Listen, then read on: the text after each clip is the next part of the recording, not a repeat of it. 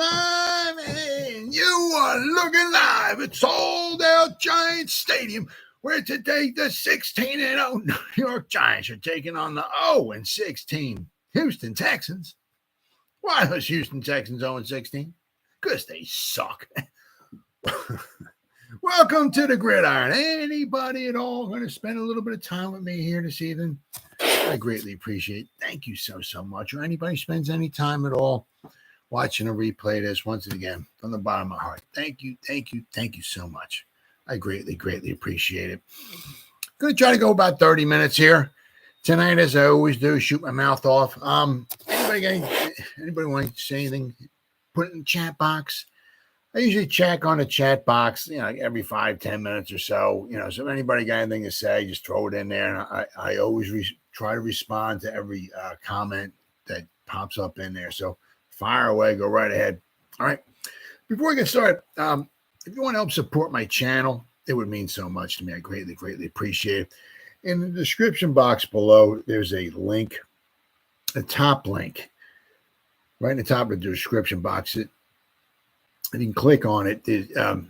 There's three membership levels I got. The first one's called the Saquon. The second one's called the Lawrence Taylor, and the third one's called the Gridiron. Right? Each one's got their own little perks to them. It would help support my channel. It would mean so much to me. There's different, there's like loyalty badges, which are pretty cool. I got 4 different emojis that you can use if you're going to, put something in the chat box or anything like that. I'll have a 5th one coming out soon, but right now there's 4 emoji badges. So if you want to help support my channel, that's in the top link in the description box. Also, if you're not subscribed, okay, please click on the subscribe button below.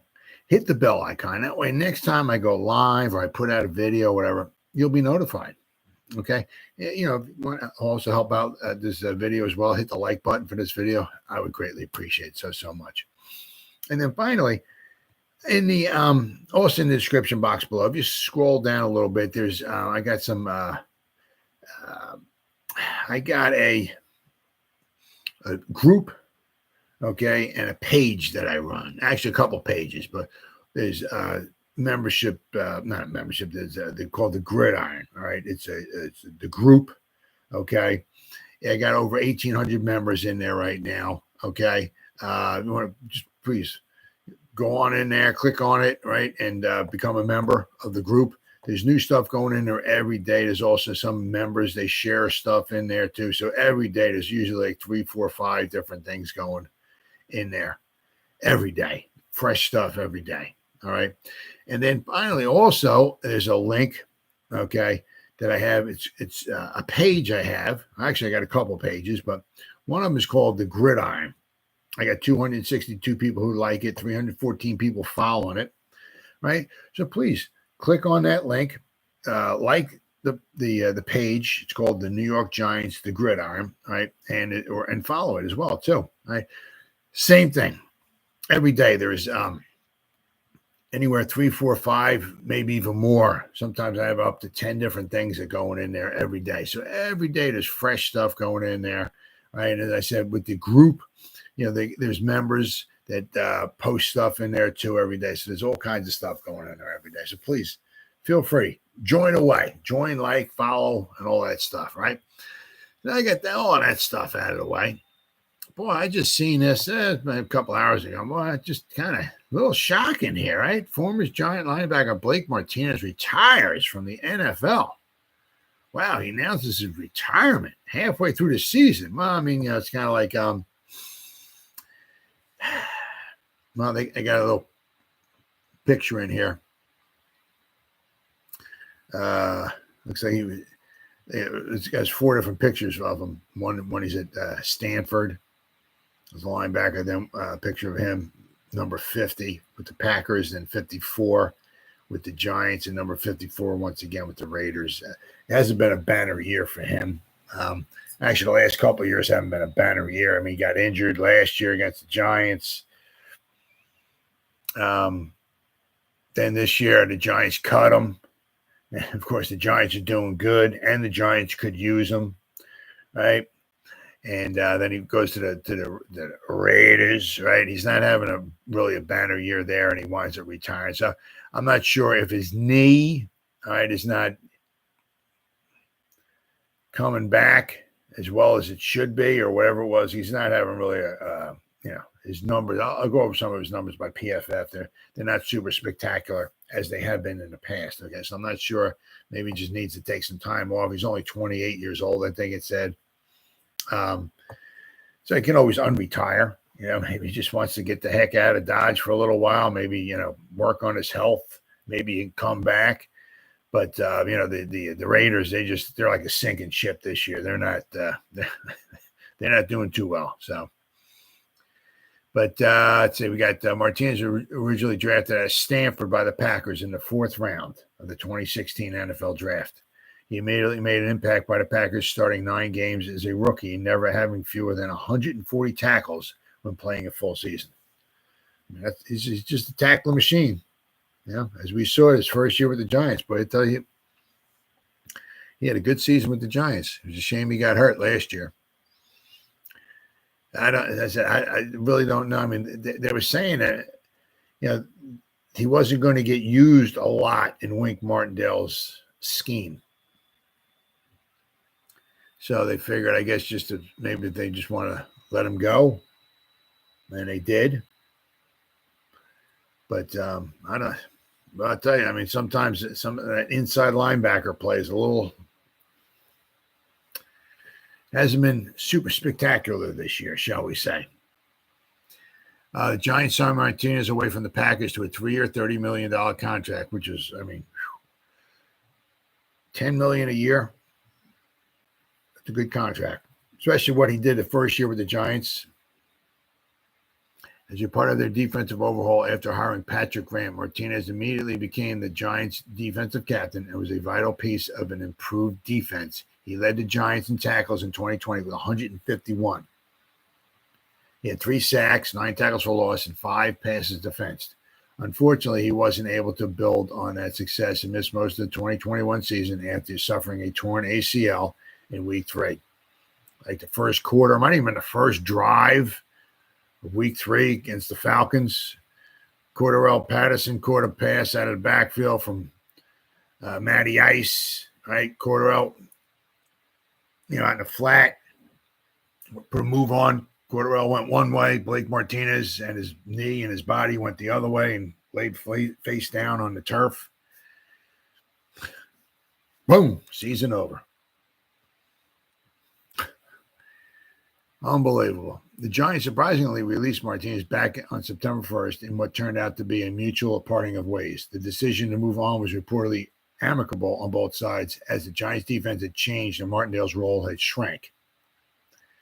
He rejoined former defensive coordinator Patrick Graham, with the Raiders in October of this year before suddenly announcing his retirement today.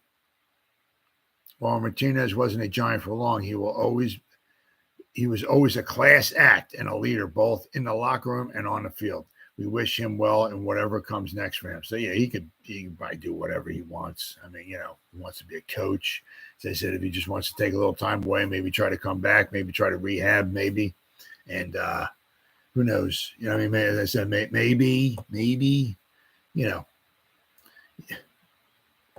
come out of retirement, maybe get signed, try to go to a better team. Who knows? But as you see, this year, he had, I believe it was like 11 total tackles last week against Jacksonville. But his numbers are just not very good. He played 4 games for the Raiders. We joined him in Week 5 when they played Kansas City. He played in 7 total snaps. It was 46.8 he graded out at. Not very good. Then in Week 7 he played against Houston. He was in there for 15 snaps. Graded out at 51.7. Then the following week he played at New Orleans. He played in 20 snaps.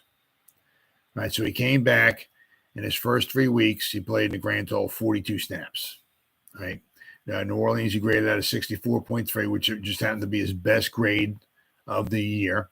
Then last week, all right, against Jacksonville, he played in 63 snaps, like the whole game he played.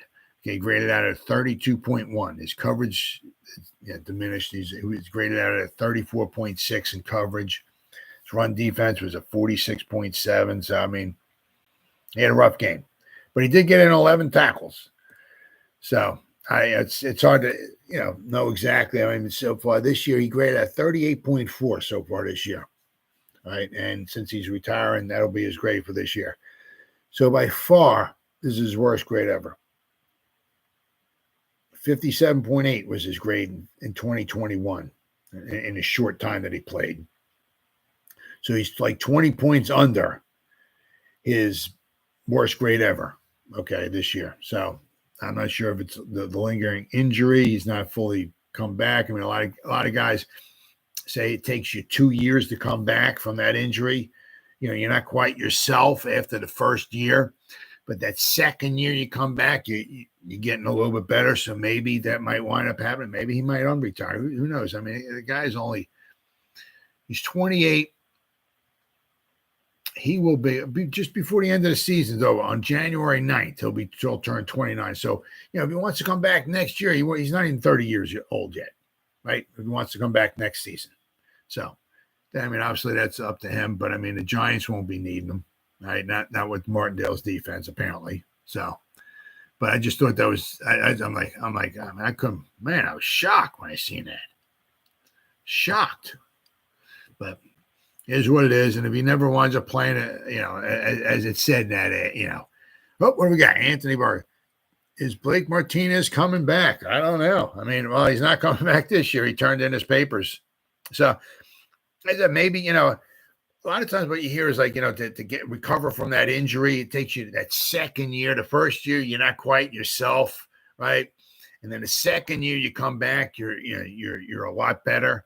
So maybe. Who knows? I mean, I wish him nothing but if he never plays another snap of football, I wish him obviously nothing but the best. He was a class act.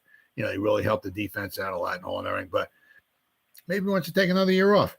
Who knows? Maybe, wants to, weigh his options and maybe try to come back next year. Maybe get a couple offers, maybe from a good team. Maybe, who knows? Or maybe somebody's going to put him out there more than what he's playing. Who knows? I'll have to wait and see. I mean, I just read it, that he's retiring and all, and I haven't really heard anything from him specifically why or I mean, his body just feels like it's time to go or whatever. But I said he's not even 30. I said at the end of the season he'll be 29 next year. If he wants to come back next year, he won't even be 30 years old yet. So he's still got some football left in him. So I'll have to wait and see. I mean, I know he loves playing football. It's a shame just to have a guy retire at 28 years old. But I mean, if he comes back, it won't be with the Giants, not as long as Wink Martindale's here. I mean, because they're not going to use him much. So then, right, the Giants add safety Terrell Burgess added to their practice squad. They added some safety depth after the loss of Xavier McKinney. Because we got who's it? McKinney's out, Jefferson's out, right? So we got a couple safeties who are banged up. Okay, so we added some depth there, right? Giants moved to add to their safety depth on Thursday, signing former Los Angeles Rams safety Terrell Burgess to their practice squad. The Giants, of course, lost safety Xavier McKinney this week after he suffered a hand injury during a bye-week accident. The Giants already have safeties Lanny Collins and Trenton Thompson on the practice squad, okay? But it seems likely that Collins, already elevated 2 games, could be added to the 53-man roster before Sunday's game against the Texans. The Giants currently have 2 roster openings. Burgess, 5'11", 202 pounds, was a third-round pick by the Rams in the 2020 draft. He played in 30 games over 3 seasons. He had a hard time just getting on the field. They had some good depth there, and they just had a hard time just getting him on the field. In the 3 years, he only had 3 starts. Burgess played 82 defensive snaps this season for the Rams. who released him this week. So, I mean, they wasn't not playing much. In a post on Burgess' release by the Rams, Kenneth Arthur of SB Nation Turf Showtimes wrote,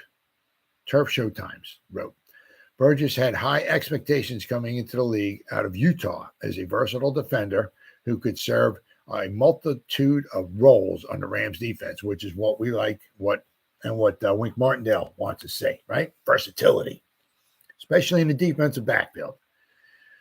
But after an injury in his rookie season slowed his development, Burgess proved unable to retain his place on the depth chart, even though Taylor Rapp, Jordan Fuller, and Nick Scott have yet to solidify themselves as starters either. So the Giants on their practice squad, all right? We got Ryder Anderson, Terrell Burgess, Lawrence Cager, Landon Collins, Jashawn Corbin, Corey Cunningham, Robert Foster, Zion Gilbert, Will Holden, Solomon Kinley, Dre Miller, Henry Bondu, Khalil Pimpleton, Sandro Platzkummer, Makai Polk, Trenton Thompson, and Davis Webb. That's your practice squad players. And now you'll see Terrell Burgess, all right, here. 3 seasons, all right, all with the Rams, okay? First year with the Rams, he played in grand total of 49 snaps, okay? His second season, 2021 with the Rams, he played in 143 snaps. This year so far, he only got in 3 games. Against Dallas, okay, he played 55 snaps, okay? San Francisco, he played 1 snap. And then against week 3 against Arizona, he played in 26 snaps. So he only played in 3 games this year, all right? 82 snaps. He graded out at 58.6 so far this year. Excuse me. So his first year as rookie, when he only had 49 snaps, he graded out at 47.7. So, I mean, he was drafted the 3rd round. He got a safety in the 3rd round. Yeah, you got some high hopes with a guy. Usually safeties, usually. You don't have a safety grabbed in the 1st round. You guys got to be super spectacular to draft like maybe in the 1st round or so. Usually safeties, really decent safeties, you can grab somebody in the 2nd round. They're really that good. So get a safety in the 3rd round. All right. I mean, look at Julian Love. We took him in the 4th round. That was a steal. But, so Burgess to go in the 3rd round, had to be some high hopes for the guy. And I guess it maybe just never panned out. So can Wink Martindale and company get, maybe start getting some stuff out of him? Who knows? We'll see. I mean, we'll have to wait and see. Worst comes to worst, maybe, we can bring him back next year too. All right, we'll see. I mean, because, we got our injuries, right? So we added him, okay? There's a little depth. Now, he'll be on the practice squad. I'm sure we won't be elevating him this week at all. That's for sure. If anything, we might be elevating, obviously, Landon Collins, probably elevating him, and then Trenton Thompson if we're going to elevate another safety. All right. Then I saw this article. It's called By the Numbers.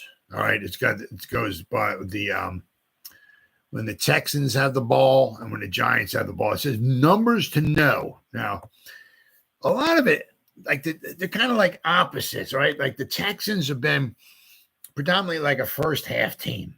They sputter in the second half, which is like the exact opposite of the Giants. The Giants just like can't get out of their own way in the first half. I mean, we're lucky to score some points, Usually the way it goes, right, is we got to hope the defense keeps us in the game in the first half, right, or halftime or whatever. And in the second half, somehow we start finding our way and we start scoring some points, But the Texans are like the opposite. Usually they start off kind of fast, like what they did against the Eagles, right? I think the game was tied. It was like 17-17, I believe it was. Like halfway through the 3rd quarter, I think Houston had like 14 points at halftime against the Eagles. Okay. They scored, and then the whole second half, they scored 3 points. They were beating the Raiders going into the 4th quarter. I think it was 20-17. The Raiders scored 3 touchdowns in the final quarter and won 38-20. Right. So the Texans kind of sputter in the second half. All right. So if that holds up, if the Giants can, get a lead or whatever at halftime or whatever, and keep their winning ways going in the second half, the Giants have a good shot, of winning this game. But the Texans, their offense is certainly is nothing super spectacular, which bids well for the Giants. Okay.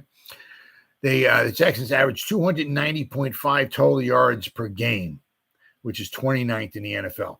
The Texans are only averaging 16.6 points per game, which is the 5th fewest in the NFL. Their 72 plays of 10-plus yards ranks last. Okay, so they don't have many explosive plays either. 5.92 average yards gained on first down, which is 10th in the NFL. All right. Texans have been successful on first down because they have successfully mixed in play action passes with their run game. Their 48.1% run rate on first downs is 22nd in the NFL.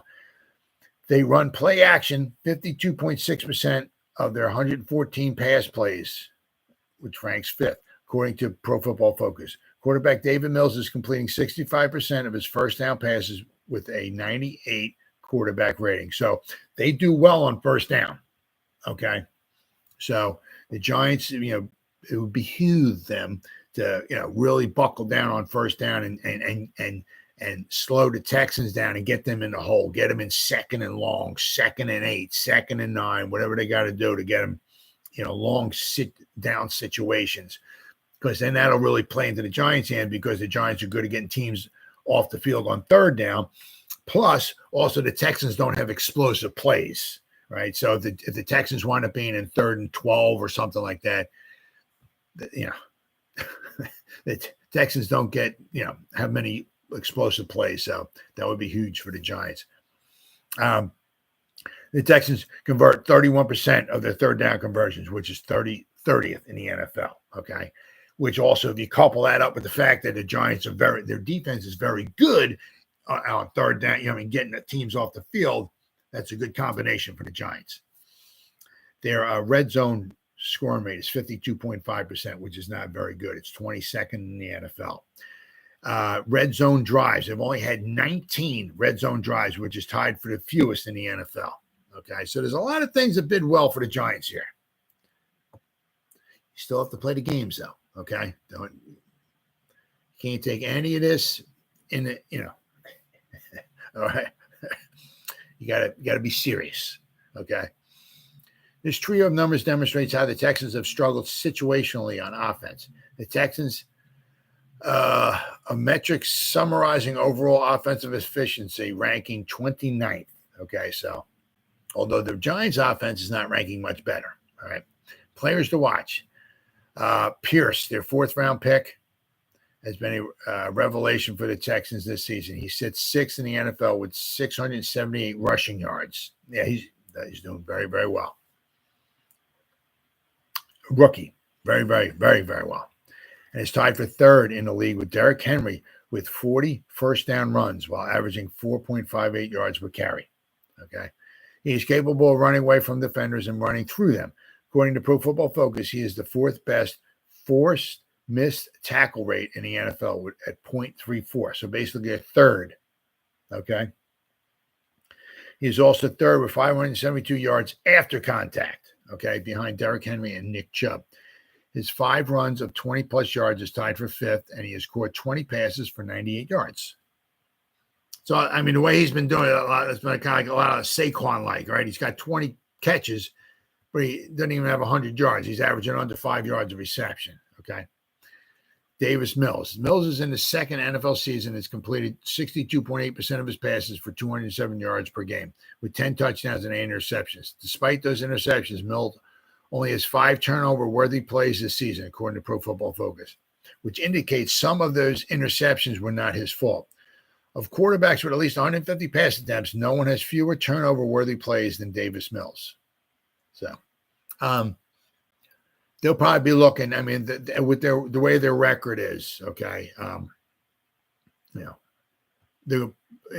As of right now, the way their record is, right, they'll be by picking in the top 5. They'll probably be looking for one of those quarterbacks because, I mean, the way things are panning out seems like anyway, there's going to be a few quarterbacks in the top 5 or so being taken, and then some may be sprinkled out throughout the rest of maybe the first round or second round or whatever. But I mean, just things, the way things are panning out this year, it's not quite as rich of a quarterback class as we kind of thought it was going into this season, right? But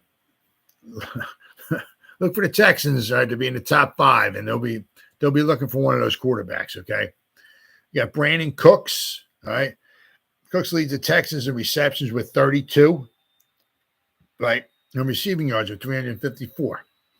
He missed last week's game for unknown reasons, right? So he'd have even more. I mean, he would have like 35, 36, 37 receptions for over 400 yards, right? Which is a lot more than any Giant has. I can tell you that much.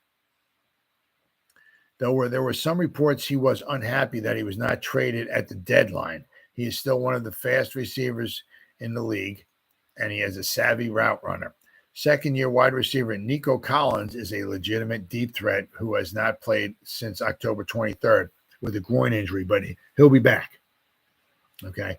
Then you got Laramie Tunsil. Tunsil is still one of the NFL's best left tackles, according to Pro Football Focus. He's allowed only 7 pressures and 1 sack this season. So Giants are going to have a hard time getting any pressure going past Laramie Tunsil. All right.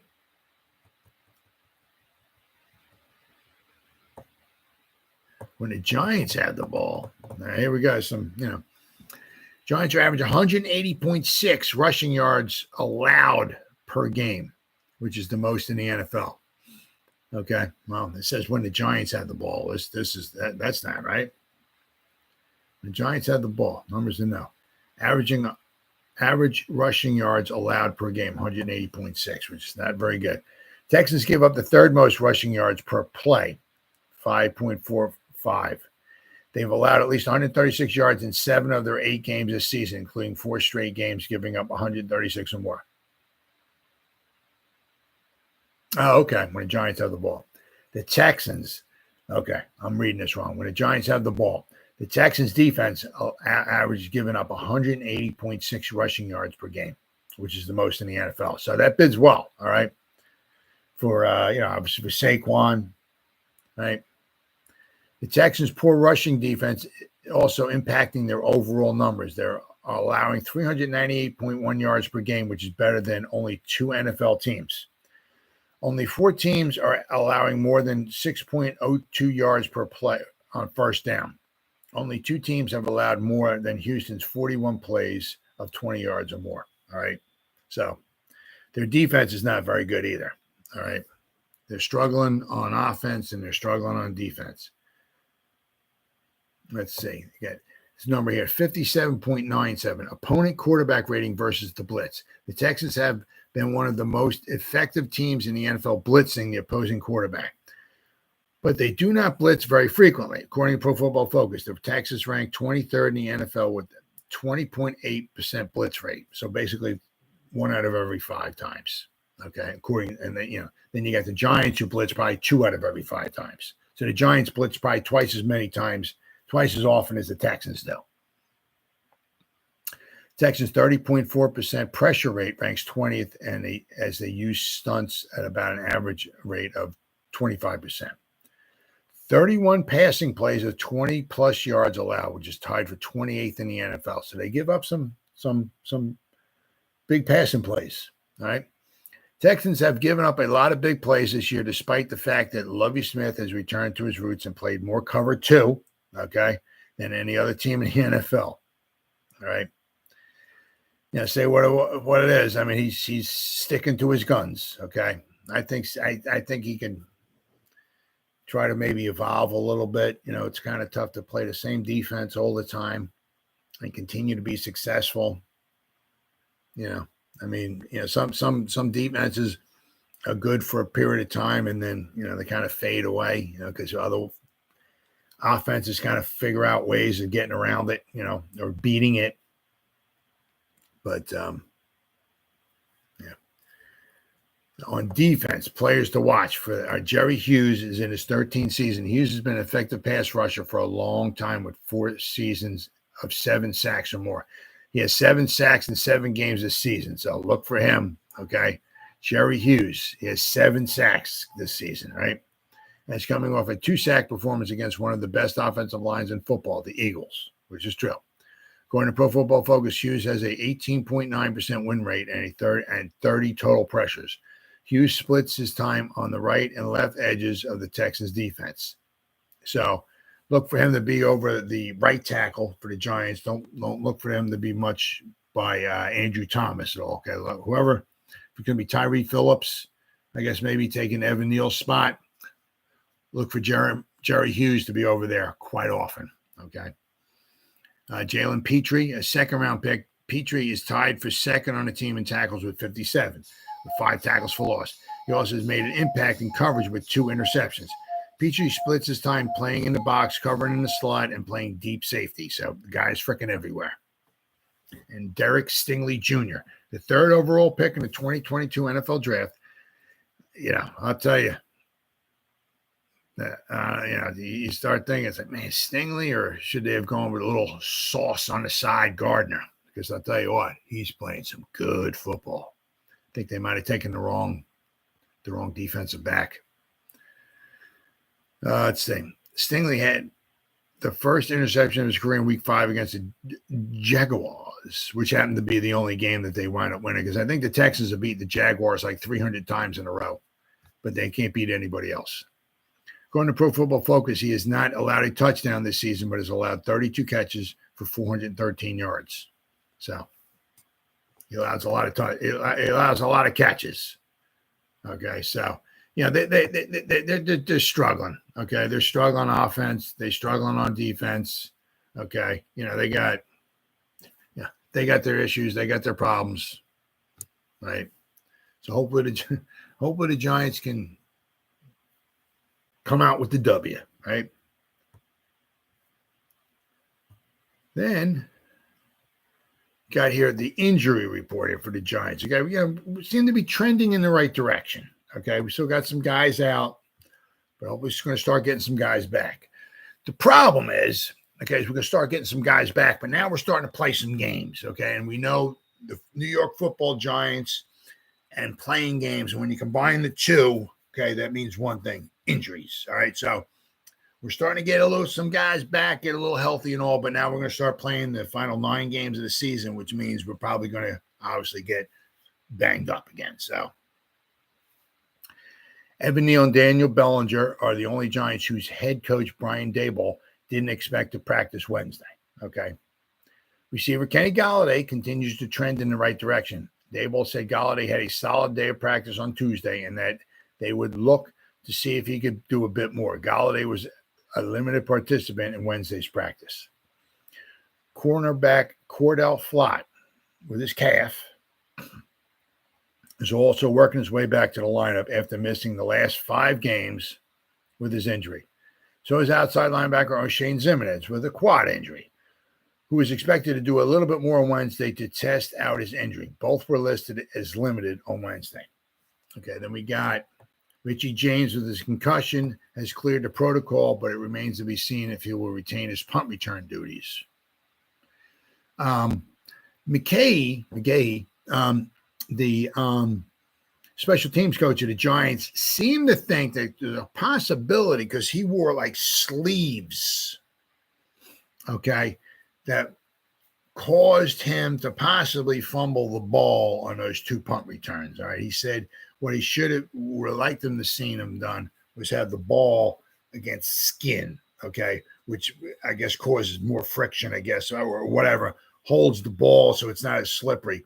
I think he said it was like a cotton sleeve or something like that, which a new ball with a cotton sleeve or whatever it is makes a very, very slippery situation, okay, and causes problems. And he said he should have said something about him wearing sleeves or something, but it is what it is, right? James has fumbled 3 times on this year, including 2 big ones in the loss against Seattle, which led to 10 points, right? We lost, there's 10 points right there, right? Darnay Holmes replaced him after suffering his concussion on the second muff when he was slammed to the ground. James was a full participant in practice. In other injury news, offensive lineman Shane Lemieux, who had his 21-day window open this week, will continue ramping up his scout team reps. Still, it's unlikely he will be activated this week, given the Giants need help elsewhere in the roster. Okay, especially because the Giants wound up getting, we got Nick Gates, right? So we, Nick Gates back in there. Okay, Gates can play guard where Lemieux plays, so be ramping him up. Hopefully, if we don't use him this week or next week against the Lions, hopefully maybe he'll be put in, when we play the Thanksgiving Day game, maybe against the Cowboys, right? And then we got here is a full Giants injury report, all right, which remained unchanged on Thursday. Okay, the Giants didn't practice Thursdays. They had the day off. So Thursday's report is a projection, right? But guys who did not practice, Bellinger and Neal. Richie James was a full participant, and in limited practice was Flott, Golladay, and Ximines. Okay, and anybody else who is injured is on the injury reserve. Has to miss some time. Like Azeez Ojulari and McKinney, right, and also. But the guy, starting to get some guys back. Okay, hopefully, maybe next week we get Neal back. Maybe time for the Cowboys. We can get Bellinger back, which would be huge because we can use all the help we can get on offense against that tough Cowboy defense, right? But the Giants are getting healthier, all right, as I said. But that, unfortunately for the Giants, you got the two things combining. You got the Giants team and games being played, and when they come together, unfortunately for the Giants, that means injuries. Some other teams can go out there and play a game and come out of the game fresh as a daisy, right? Smelling like roses, right? Like the Eagles, right? The Eagles, nobody even on the team even has a cold, right? They play a game, everybody's healthy. Unfortunately for the Giants play a game, and we see the bodies, right, on the injury list. So it is what it is, but hopefully we can start getting some guys back because we can use as much help as we can get for these final 9 games. Make a push, okay? Make a push. Hopefully we can make a push for the playoffs. Don't expect the Giants to be going to the Super Bowl or nothing, all right? But if we can make the playoffs, but I'll tell you what, that would be a heck of a fantastic year. Well, guys, it's been 37 minutes. Somebody gave me a thumbs up. Thank you so much. I greatly appreciate it. Anthony Barker, thank you for your comment. I greatly appreciate it, brother. Thank you so much. Anybody spent any time at all watching this? Thank you so much from the bottom of my heart. Or anybody's going to watch any of this on the replay, I greatly appreciate it. And as always, guys, you guys stay safe out there and go Giants. Woo! Oh, yeah.